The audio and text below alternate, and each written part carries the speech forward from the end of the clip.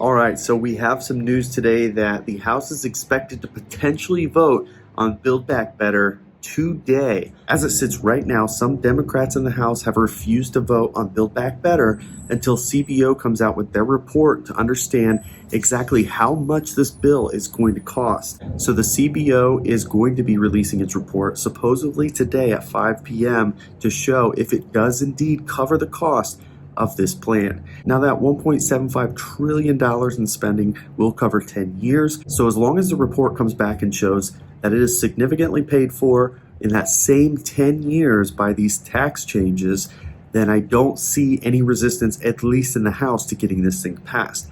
Now, if they do indeed get a vote tonight and they pass this, there's still work to be done. After it passes the House, it's not a done deal. It then has to go over to the Senate, where Democrats like Joe Manchin have long been saying they have some concerns about this bill. Some specific examples that have been cited by Joe Manchin include paid family leave, which was originally 12 weeks and has since been reduced to 4 weeks.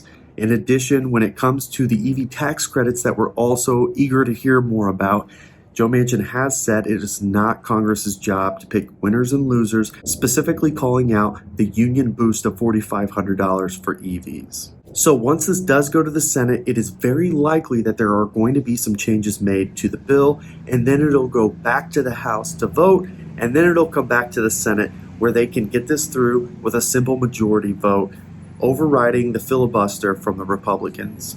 If they do this through the budget process and this does pass, ultimately we will finally have changes that will include new tax credits for EVs. And I'm going to quickly summarize, of course, what those credits are, but also more specifically, I want to include, based on frequently asked questions, some very specific answers to help those of you who are still following this so closely. Of course, this is a 10-year plan, the first 5 years of which will include all EVs that are purchased in the United States. The second 5 years of this will be for those EVs that are made in the USA only. The effective date of this is after December 31st, 2021, or when this bill is signed, whichever comes later. So January 1st will be the first eligible day that this could potentially be in effect. This is not a retroactive bill, unlike the other bill from the Senate from back in May, when it specifically called out they would remove the caps starting January 24th. That is not in this bill, and that doesn't mean it won't be added,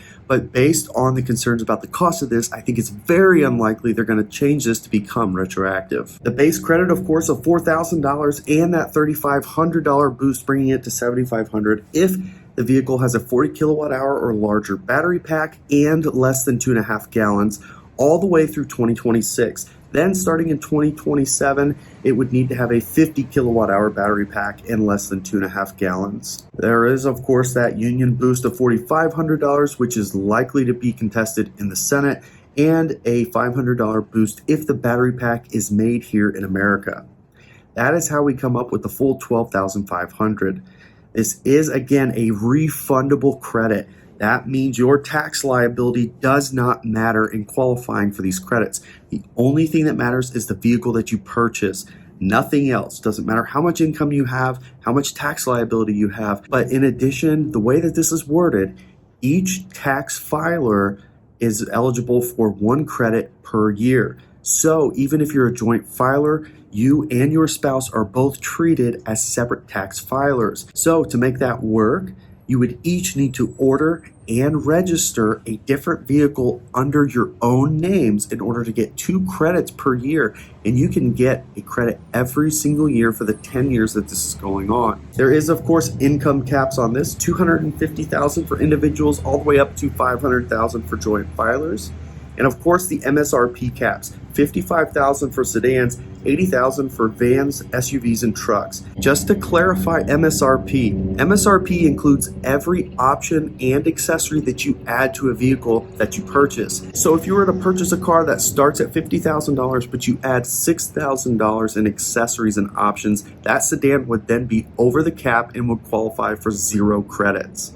If you're looking at full self-driving for a Tesla, add that after you purchase the vehicle. For plug-in hybrid electric vehicles, there are credits available, and it is the same credits that are available as for a fully battery electric vehicle. Those same things are, you're going to get at least $4,000 for that base credit. Then you can get the $3,500 if it has smaller than 2.5 gallons of gas tank and a 40, or in 2027, a 50 kilowatt hour battery pack.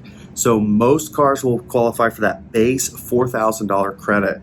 Then the way it's worded still today, the union boost of $4,500 does apply. So if it doesn't meet that boost of $3,500 and it's built in a union factory, it actually would get another $4,500. And then if the battery is made here in the United States, there's another $500 there. So the maximum credit available to a plug-in hybrid electric vehicle is technically $12,500. However, the maximum that's most likely to be qualified for here in the United States is about $9,000. Now, once the Senate gets their hands on this, if they remove that union boost, that could change how plug-in hybrid electric vehicles will work. And yes, we still have that used credit of $2,000 plus a boost of $2,000.